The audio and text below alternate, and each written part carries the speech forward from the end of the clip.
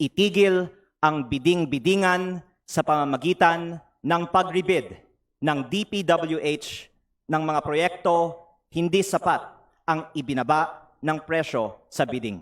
Nasa kapangyarihan din ng Kongreso na i-audit ang resulta ng mga bidding sa DPWH at gampanan ang ating oversight function. At ako po ay nagvo-volunteer sa Committee on Public Works para tumulong sa oversight function ng Kongreso sa lahat ng mga bidding ng DPWH sa buong bansa upang matiyak natin na walang pera ng taong bayan ang mawawala sa lutong bidding o biding-bidingan sa DPWH.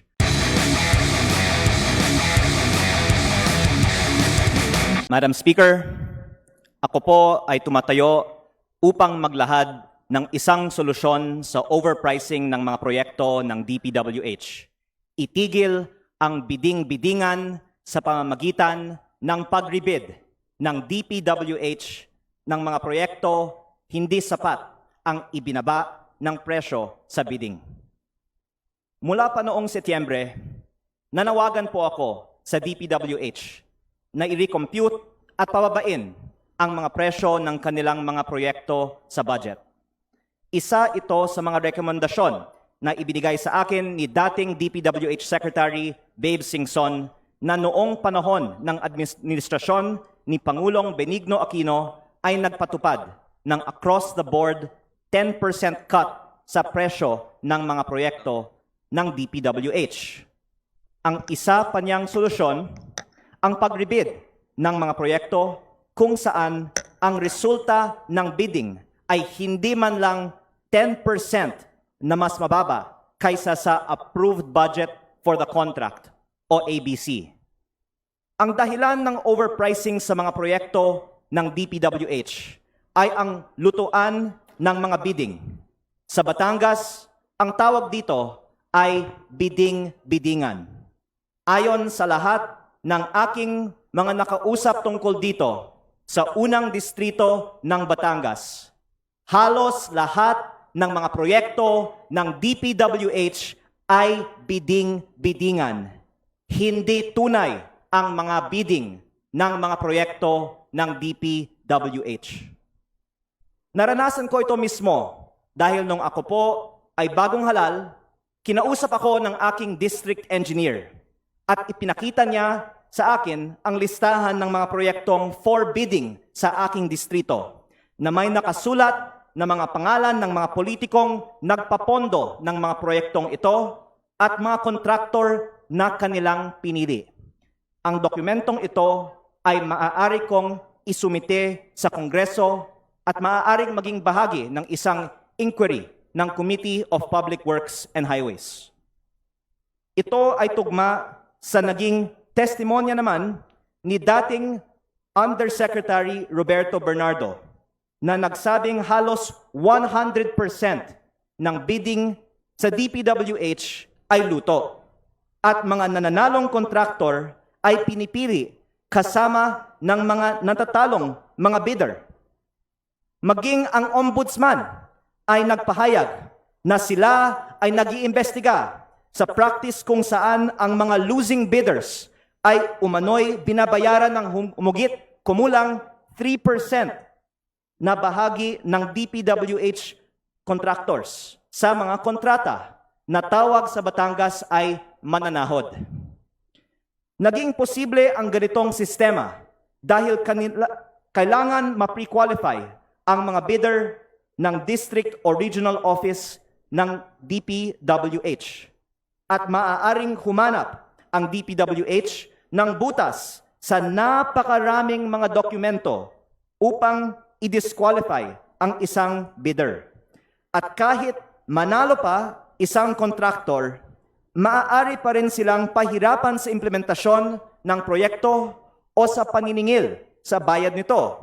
Kaya dahil dito, alam ng ibang mga kontraktor na wala silang pag-asang manalo kung hindi sila ang piniling manalo at madalas ay hindi na lang sila bumibili ng bidding documents. Maraming mga posibleng solusyon upang tuluyang wakasan ang bid rigging sa DPWH. Isa rito ang reforma sa bidding process kung saan unang isusumite ng mga bidder ang kanilang presyo at saka na lang gagawin ang post-qualification. Sa ganitong paraan, kahit ma-disqualify ang isang bidder, makikita pa rin kung gaano kababa ang kanilang bid na maaaring maging batayan kung nararapat na suriin o ulitin ang resulta ng bidding.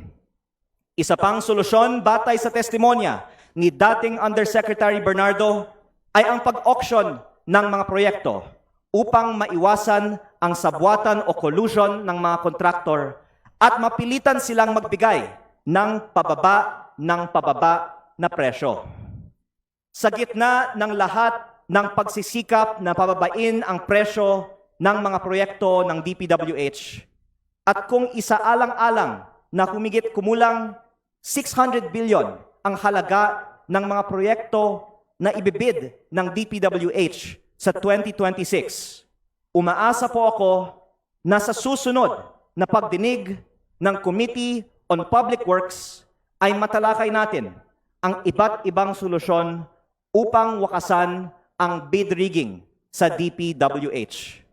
Kasabay rito, umaasa rin ako na gagawin ni DPWH Secretary Vince Dizon ang ginawa noon ni Secretary Babe Singson na ipa-rebid ang mga bidding na hindi sapat ang ibinabang presyo mula sa approved budget for contract o ABC. Sa pribadong sektor, kung ano ang ABC mo, hindi ibig sabihin yan ang gagastusin mo. Kung 600 man ang ABC, kung pakiramdam mo ay hindi ka nakakakuha ng tamang presyo, i-rebid mo ang proyekto.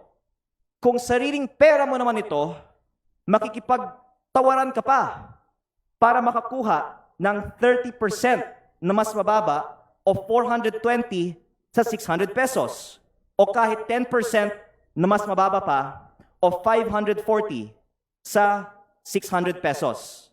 Kaya ang punto ko, kaya ko nais na ibahagi itong solusyon ngayong araw na ito.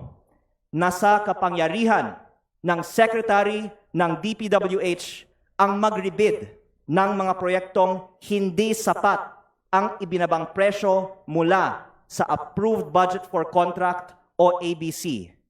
Nasa kapangyarihan din ng Kongreso na i-audit ang resulta ng mga bidding sa DPWH at gampanan ang ating oversight function. At ako po ay nagvo-volunteer sa Committee on Public Works para tumulong sa oversight function ng Kongreso sa lahat ng mga bidding ng DPWH sa buong bansa upang matiyak natin na walang pera ng taong bayan ang mawawala sa lutong bidding o bidding-biddingan sa DPWH. Maraming salamat po. Majority Leader.